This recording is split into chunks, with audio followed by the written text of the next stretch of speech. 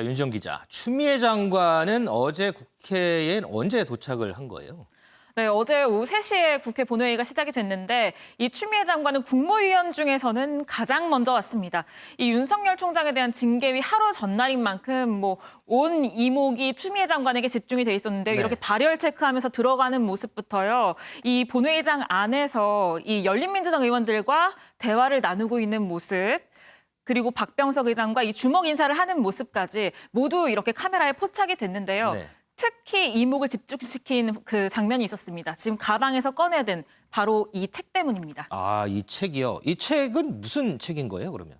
네, 지금 저 파란색 표지에 흰색 글씨로 제목이 쓰여 있는데요. 제목을 보시면 내가 검찰을 떠난 이유입니다. 부제도 있습니다. 부제는 검찰 부패를 국민에게 고발한다라는 내용이고요. 저자는 이현주입니다. 이현주 저자의 경우에는 검사 출신의 변호사인데요. 지난 2002년도에 임용이 됐다가 1년 만에 사표를 던지고 나와서 이후에는 줄곧 검찰의 그 비판적인 목소리를 냈던 인물입니다. 이 책을 출간한 직후에도 한마디 했더라고요. 그래서 저희가 그 멘트 준비해봤습니다. 2016년 네. 탄핵으로 박근혜 대통령을 이제 쫓아내고 몰아내고 우리 국민들이 모두가 정치 사회적 의식이 고양되지 않았습니까? 예. 그때 저도 검찰이 바뀔 줄 알았는데 안 바뀌더라고요.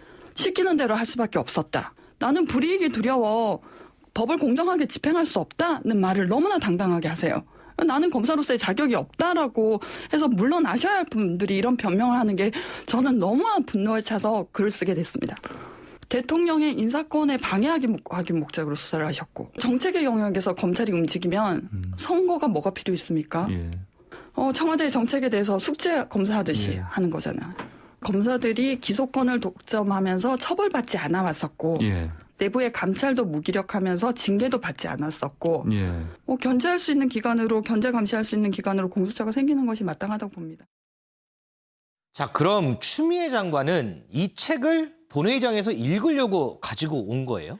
네, 지금 읽고 있는 모습이 나오고 있는데요. 읽고 있네요. 네. 어제 저녁 9시쯤부터 국민의힘 김기현 의원의 그 공수처 반대 필리버스터가 시작이 됐습니다. 네네. 이 김기현 의원이 발언을 하는 3시간 내내, 그러니까 자정에 필리버스터가 끝날 때까지 계속해서 이렇게 책을 탐독을 했는데요. 심지어는 지금 연필 들고 있는데 연필로 밑줄까지 쳐가면서 읽었습니다. 이 연필로 밑줄 친 부분, 어떤 부분인지 궁금해서 좀 찾아보니까요.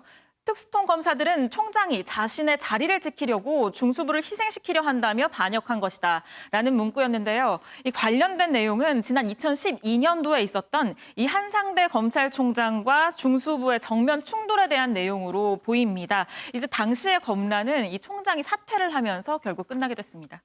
그런데 추미애 장관은 이렇게 본회의장에서 책을 읽으면 기자들한테 사진이 찍힐 거라는 걸 몰랐을까요?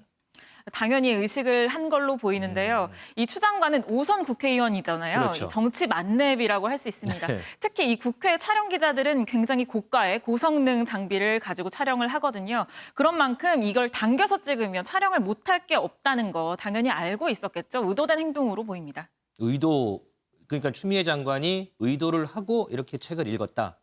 네, 특히 징계위를 코앞에 둔 상황인 만큼 윤석열 총장을 압박하려고 한 것 아니냐라는 해석이 좀 많이 나오고요. 특히 추 장관은 이 책을 다 읽고 나서 본회의가 끝나기 6분 전에, 그러니까 어제 저녁 11시 54분쯤에 SNS를 통해서 독후감 비슷하게 올리기도 했습니다. 독후감까지 남겼어요? 네. 그 독후감 내용은 뭐였어요? 해당 글을 보시면요. 지금 나오고 있는 글인데요.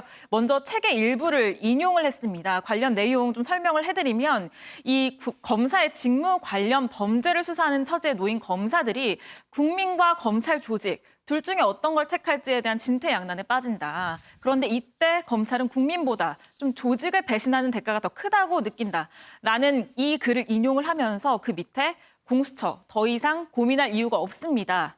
라고 썼습니다. 결국에는 이 검찰의 제 식구 감싸기 이걸 막기 위해선 공수처가 필요하다는 걸로 보이는 풀이해 볼 수 있고요. 또 저는 이걸 보고 이 과거에 이 조직에 충성한다라고 했던 윤석열 총장의 발언이 생각이 나더라고요.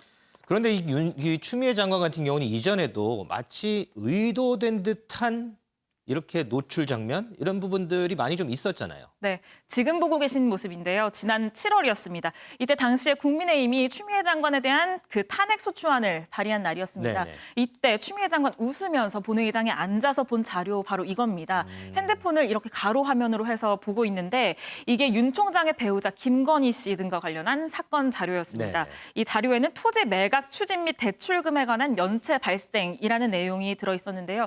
결국에는 이걸 일부러 노출을 해서 이 가족 관련 사건으로 윤 총장을 공격하려고 한 것 아니냐라는 해석이 당시에 나왔습니다. 알겠습니다. 잘 들었습니다, 윤 기자.